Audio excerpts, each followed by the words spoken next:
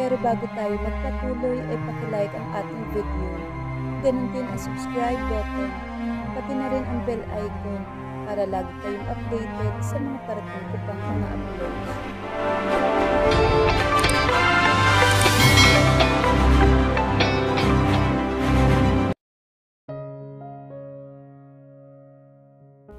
Apat na taon na nakalipas simula nang iwan at itakwil nila ako. 4 na taon na rin simula nang mamuhay ako nang walang tulong ng aking pamilya at ng aking asawa. Galit at sakit ang aking nararamdaman tuwing naaalala ko kung paano nila winasak ang aking puso. Ngunit ang sakit na yon ang tumutulong sa akin na magpatuloy at magsimula ng buhay nang wala sila. Naging mas malakas ako kaysa sa inaakala ko. Ang pinaka-importante sa mag-asawa, laging tandaan na ang nagpapatibay sa relasyon ay tiwala, respeto, katapatan at pagiging maunawain sa isa't isa. Mahirap ibalik ang tiwala pag ang taong mahal mo mismo ang sumira. At kahit humingi siya ng tawad sa pagkakamali, maaaring huli ng lahat para magsisi. May pag-asa pa nga kayang magkaayos silang mag-asawa kung ito'y kusa ng lumayo at magtago para hindi na nila mahanap. Mahalaga pa rin na alamin ang buong katotohanan para hindi magsisi sa huli. Samantala, narito po ang ating unang kabanata. I am walking in the rain at wala akong pakialam kung anong itsura ko ngayon. If I look wet because of the rain, if I look like a mess, all I have in my mind is that how can I surpass these challenges I am in now? It's been 4 years since I had experienced those heartaches, but up until now, that heartache still remains in my heart. How can I give a better life to my angel? Every time I watch my baby, it slowly breaks my heart dahil hindi ko may bibigay sa kanya ang buhay na dapat niyang maranasan. My baby Hezekiah is the only treasure I have. He makes me happy every day. He gives joy to my life. I hate his brother big time for not believing in me, for not believing in my explanation.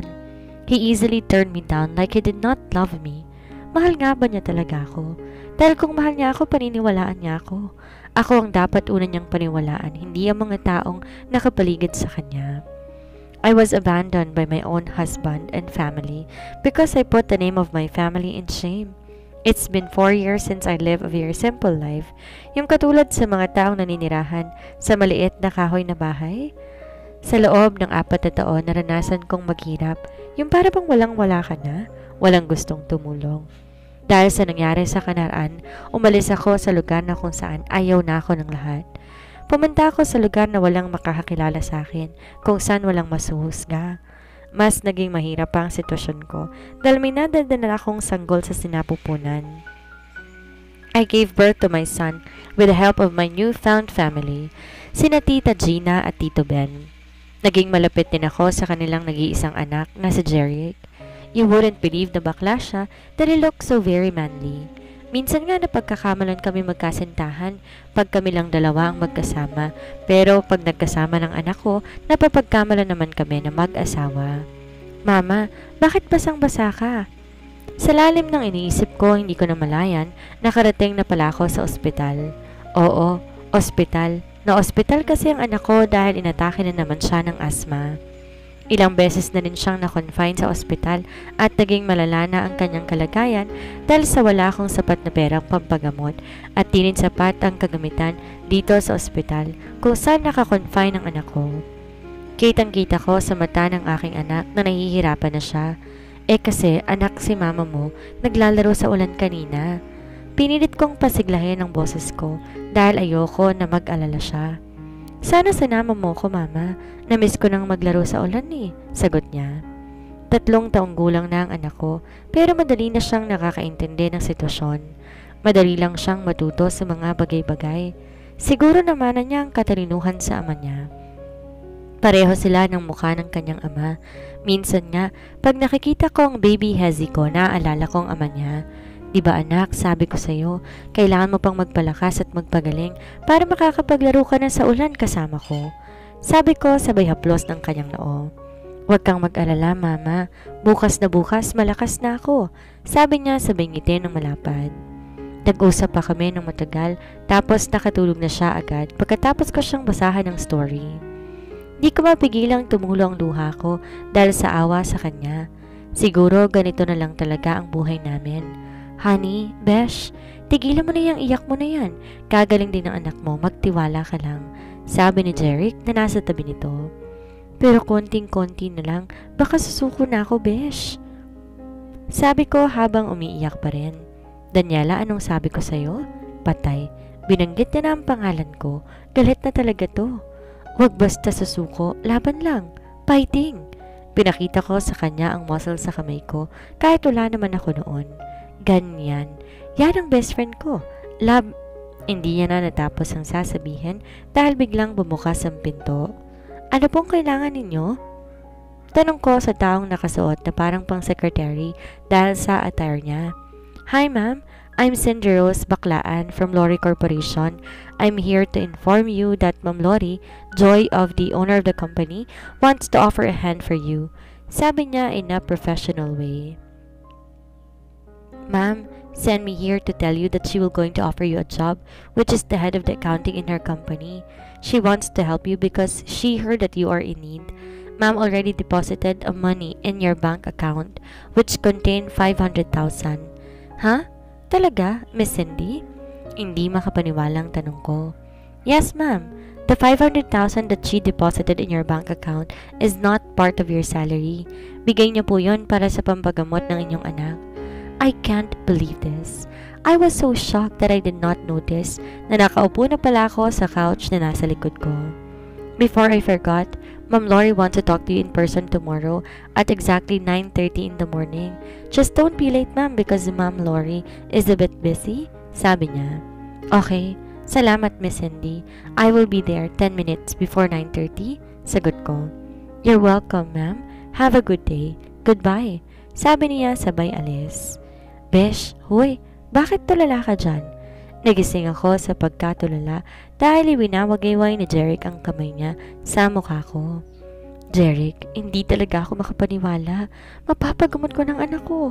Gagaling na siya? Umiiyak kong sabi sa kanya. Oo nga, Besh. Tapos makakapagpatayo ka na ng sarili ninyong bahay. Mapapaaral mo na sa baby Hezekiah sa mamahaling paaralan. Excited na ako, Besh. Tapos ilibre mo ko, ha? Para talagang timang tumbak lang to. Tumatalon pa habang nagsasalita. Sige na, Besh. Bukas na lang tayo mag-usap. Umuwi ka na dahil baka puyat ka na. Salamat pala sa pagbabantay sa anak ko, Besh, ha? Kayo na lang talaga ng pamilya ko ang maaasahan ko lagi. Huwag kang mag-alala. Babawi ako sa inyo, ha? Sabay tayong yayaman. Emosyonal kong sabi sa kanya. Tama na, Besh. Nakakaiyak na. Iuwi mo na ako. Mag-ingat ka dito, ha? Tawagan mo ako kapag may kailangan ka o may problema ka dito. Sige, aalis na ako. Sabi niya sabay bukas ng pintuan. Nakaalis na si Jeric. Nagbihis ako ng damit dahil basa pa pala ako. Pagkatapos ay natulog na lang ako sa tabi ng mga anak ko. Marcos, POV. Bro, nag-iinom ka na naman. Pang ilang bote mo na yan? Tanong na James sa akin, pero hindi ko to pinansin. Ano na naman kaya ang ginagawa nito sa bahay ko? Araw-araw na lang tong naririto. Wala namang dalang magandang impormasyon. Wala kang pakialam. Sabi ko pa habang nakatingin sa kanya.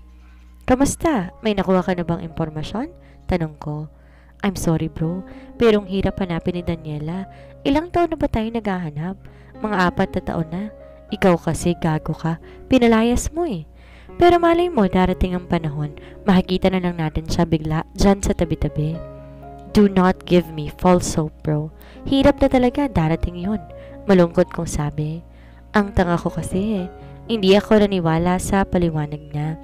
Mas pinawalaan ko yung babaeng yon. This girl is a bitch, galit kong sabi. Wala ka na magagawa dyan. Mas paniniwalaan mo si Cassandra kaysa sa sarili mong asawa. Sagot niya. Ang gago-gago kong tao? Sabi ko sabay bato ng botelya. Kamusta na kaya siya ngayon? May kinakain kaya siya? Hindi kaya siya nahihirapan? Pati pamilya niya sising-sisi sa nangyari dahil hindi nila alam kung saan nahanapin ang asawa ko. Yan kasi, ang tanga mo. Picture lang pinaniniwalaan mo kaagad. Saan ang hustisya doon? Sabi niya. Mabuti na nga lang sinabi sa'yo ni Jacob na mali yung nasa picture na wala silang ginawang masama ni Daniela. Patuloy niya. Sabi ni Jenny Jacob nung nag-uusap kami na dapat daw sana may sasabihin si Daniela sa kanya. Magandang balita kaya siya niyakap ni Daniela. Tapos hindi niya naman nasabi baka uuwi na daw ako galing sa company. Sa susunod na lang daw niya sasabihin. Malungkot kung saan. Kita mo na, lagi kang iniisip ng asawa mo. Mahal na mahal ka talaga nun. Sumigaw ako. Tama na yan bro. Aalis na ako kasi hinihintay na ako ng asawa at anak ko. Paalam niya. Sige bro, salamat sa pagpunta kahit nakakarindi na yung mukha mong pabalik-balik dito. Sagot ko sabay tapik sa balikat niya. I watched James as he go outside our house. Mabuti pa siya kasama ang asawa at anak niya. If I am not an asshole, maybe may anak na ako ngayon. In the past 4 years in my life, it's so miserable. Waking up in the morning without my wife beside me, eating breakfast and dinner without her. I miss her so bad and hate myself big time. Lasing na ako kaya hindi ko namalayan na nakatulog na pala ako. Pagkagising ko, naligo na ako at nagbihis. Pagkababa ko, nakita ko si Manang na nagwawalis sa sala. Manang, may pupuntan lang mo ako. Babalik din po ako agad mamaya. O sige iho, basta wag ka lang pumunta sa bar ha, sabi niya. Hindi ko Manang, kayo na hong bahala dito. Pero pag may naganap po sa akin, sabihin nyo na lang may pinuntahan. Habilin ko sa kanya. Okay iho, mag-iingat ka. Pagkaalis ko sa bahay, pumunta ako sa lugar kung saan puno ng masaya naming alaala ni Daniela. Every time I go here, it lighten my mood. Ang lakas talaga ng tama ng babaeng yun sa akin. I wish she's here beside me. Before I go home, I visited Daniela's family. Baka may magandang balita akong makalap doon. Baka may alam na sila kung saan mahahanap si Daniela. Sir Marco, good evening po. Pasok po kayo. Sabi ng yaya nang bumukas ang gate. Salamat. Nandyan ba sina mama at papa? Tanong ko sa kanya. Si Mr. and Miss Bazar po? Oo, nandito ho sila. Nasa sala po nag-uusap.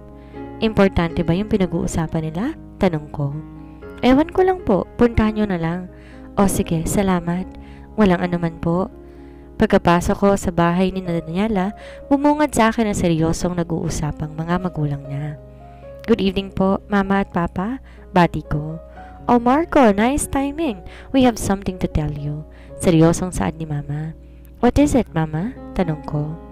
Our investigator found some information about our daughter, sabi niya. Then, what information? Kinakabahan kong tanong. Sabi na investigador na aming kinuha, may nakapagbigay daw sa kanya ng lead kung saan mahanap si Daniela sa probinsya ng San Andres. Nang pinuntahan daw niya, wala na raw doon. She has one neighbor there, pero hindi natanong na investigador namin dahil wala na ring tao sa bahay na yon. Paliwanag niya. Wala na ba talagang paraan para mahanap siya? Baka sakali kong tanong kay mama. Wala na nga eh. My investigator told me na puntahan daw namin yung bahay na tinitirahan ng anak ko sa San Andres. I don't know why he wants us to see the house of my daughter there, pero nagdesisyon din kaming puntahan para makita din namin ng mama niya kung ano nga ba ang pamumuhay niya sa San Andres. Sabi ni Papa. Sasama ko sa inyo, Pa? Kailangan ng punta niyo doon? Tanong ko. Bukas ng 6:00 para makauwi din tayo agad? Sabi ni Papa. Okay, I have to go. I will also call my secretary para magpaalam na hindi ako makakapasok bukas. Ako sabay tayo sa couch na inuupuan ko. Okay son, take care. Have a good night. Si Papa sabay takipik sa balikat ko. Bye son, good night. Si Mama sabay yakap sa akin. Kinabukasan maaga akong nagising at naligo. Di na ako nakapag-almusal dahil na rin sa wala akong gana. Pagkarating ko sa bahay ng pamilya ng asawa ko, ready na sila mama at papa at ang tingin ko ang investigador. Ako na lang yata ang hinihintay nila. Good morning, ma, pa, bati ko. Good morning too, Marco, si papa. So, let's go? Tanong naman ni papa. Okay, tara na, sagot ko. San ka sasakay, Marco? Do you want to use your car or sumabay ka na lang sa amin? Tanong ni papa. I will use my car na lang po. Susunod na lang po ako sa inyo, sabi ko. Let's go then, si mama. Sumakay ako ng sasakyan ko, then I followed their car. Hindi masyadong traffic kaya nakarating din kami agad ng San Andres. Pagkababa ko ng sasakyan, may nakita kaming dalawang bahay, may katamtaman ng malaki at may maliit na barong-barong. Ma'am, this is what the house I told you yesterday. Itong maliit na barong-barong ay ang bahay na tinirahan ng anak ninyo in 4 years. Tapos itong bahay yung sinasabi kong kapitbahay naman niya. Paliwanag ng investigator. Daniela's POV. Kinabukasan, nagising ako sa ingay ng bakla na bagong dating. Nandito na pala ito. Ang aga-aga. Ano kayang nakain ito ngayon at pumunta dito ng maaga? Hoy, Ira, anong tinatanga-tanga mo dyan? Gumising ka na at maganda dahil darating na ngayon ng doktor ni Baby Hazy. Para i-check siya at ikaw pupunta ka pa ngayong 9:30 sa Lori Corporation. Nakapamewang niyang sabi. Oh my God, muntik ko nang makalimutan. Sabi ko sabay bangon sa hospital bed. May pa, I'll be there 10 minutes before 9:30 ka pa. Yun pala nakalimutan mo, sabi niya. And wait, may sasabihin ako sa'yo. Pagpunta ko sa bahay kahapon, wala ka doon. Wala na doon lahat ng gamit namin, pati sila mama at papa.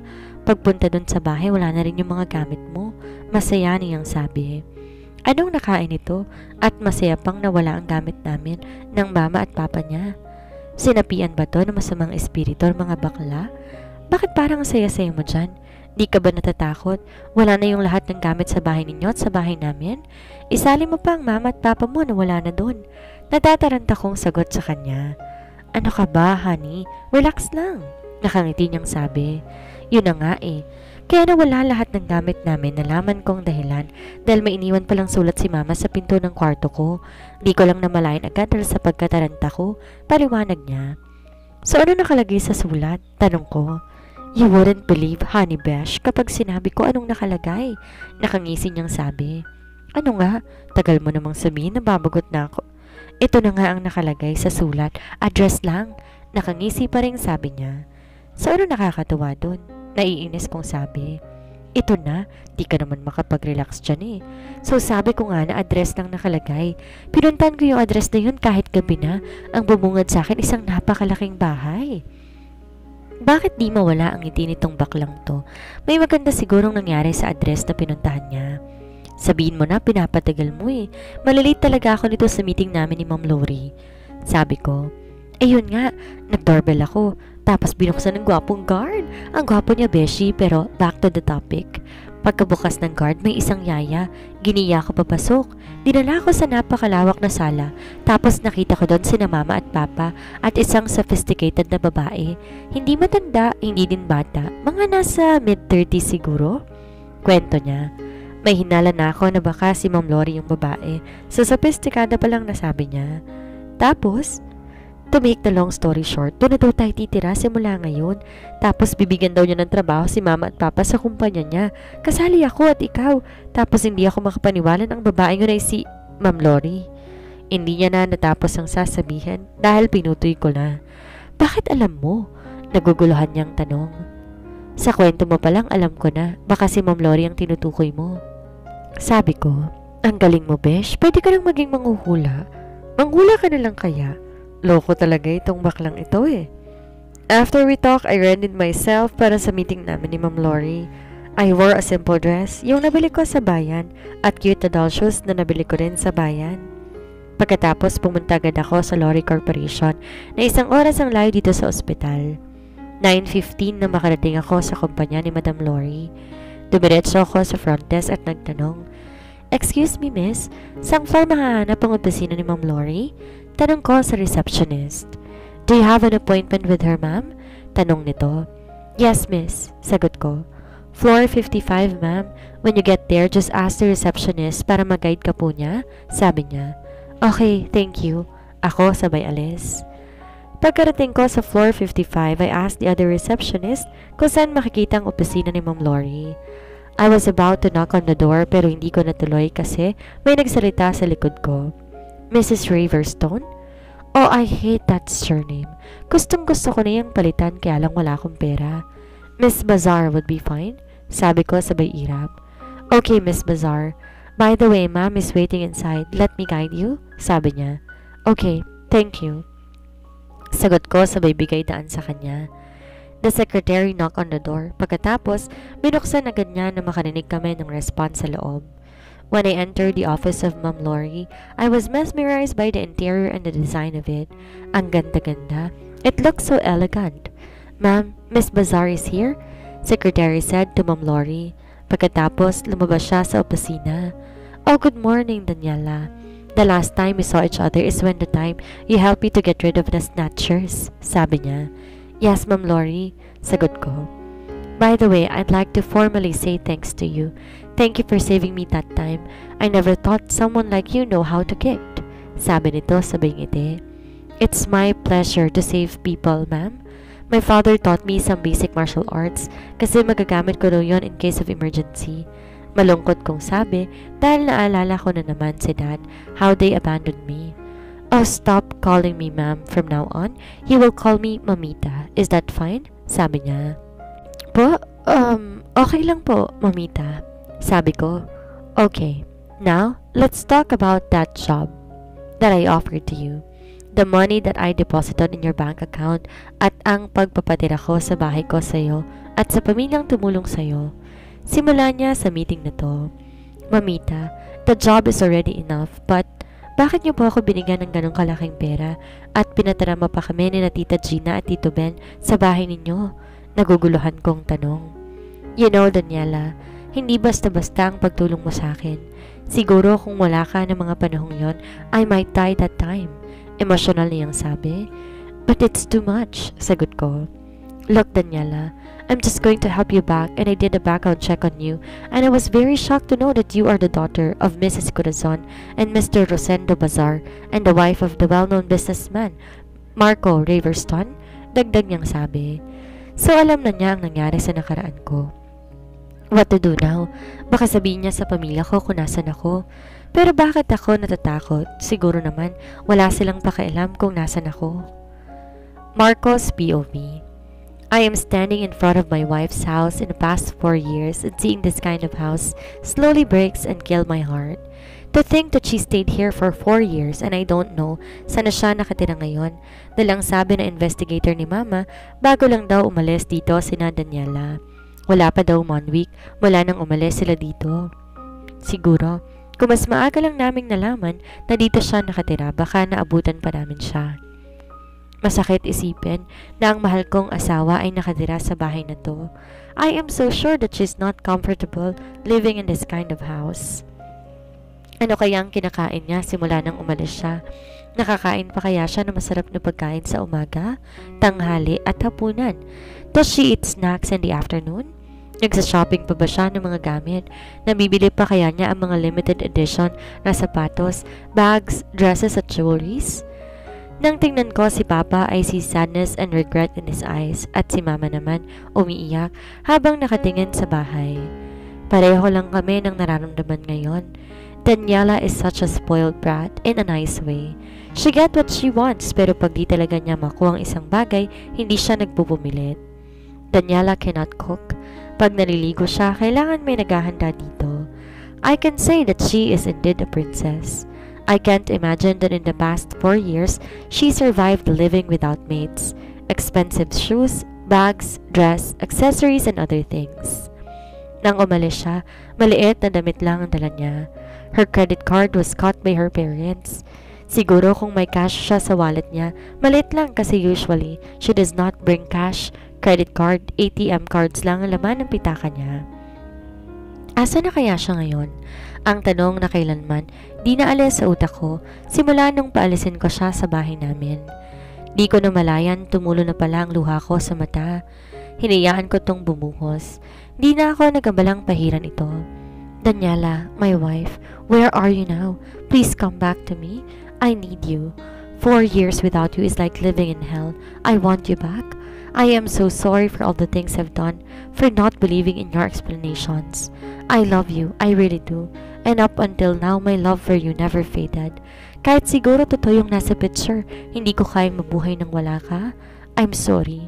Nagawa ko lang yon sa galit at inis sa'yo. Umiiyak kong sabi sa isip ko. If only I can turn back the time, I will change the decisions that I made. Sana hindi ko sila pinaniwalaan. Sana mas naniwala ko sa asawa ko, pero huli na ang lahat. wala na siya, umalis na siya. But she is still my wife and I won't let anyone destroy us again. Dahil sa hindi ko na kaya, nagaya ako kay mama at papa na umuwi na dahil sasakit at sasakit lamang ang puso ko dito. Ma, pa, we better get going. Ako sabay lakad papalapit sa kanila. That's good idea, dahil baka hindi na to titigil tong mama mo kakaiyak. Si papa sabay hagod sa likod ni mama. Okay, let's go then. 3 oras lang tinagal namin doon. Tanghali na nang makabalik kami sa bahay. Pagkarating naman, hindi na ako nagtagal. Kila mama, tumiretso na ako sa opisina. I better go to the office na para mabisi yung utak ko at di ko muna iisipin ang asawa ko dahil I will probably break down. Good afternoon, sir. Bati ng receptionist sa akin. I did not waste time greeting her back. Dumiretso lang ako sa elevator at pumunta sa opisina ko. Umupo ako sa swivel chair at kinuha ang cellphone ko. Hello, Sir Riverstone? What can I do for you? I want you to buy me a lunch and bring it here in my office, sabi ko. I thought hindi ka papasok ngayon, sir. Stop asking and just buy me lunch and bring it here, inis kong sabi. Okay, sir. Pagkatapos kong kausapin ang secretary ko, pinaba ko na agad ang tawag at nagsimulang pirmahan ng mga papeles na hindi ko natapos pirmahan. 15 minutes later, I heard a knock at the door. Come in, sabi ko without looking at the door.